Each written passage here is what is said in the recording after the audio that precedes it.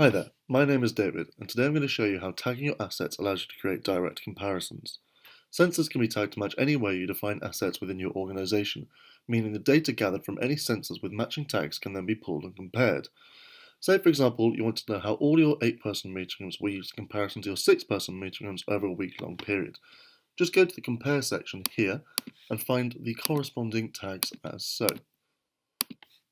What becomes immediately visible is that the 6-person meeting rooms were used at a fairly constant rate throughout the week, while the 8-person meeting rooms usage is far more sporadic, either being very high or very low. This is confirmed when you look at the data on a day-by-day basis, as Monday and Tuesday were very low for the 8-person meeting rooms. This suggests that perhaps larger meetings are less necessary early in the week, which is very useful information when perhaps planning diaries and allocating space.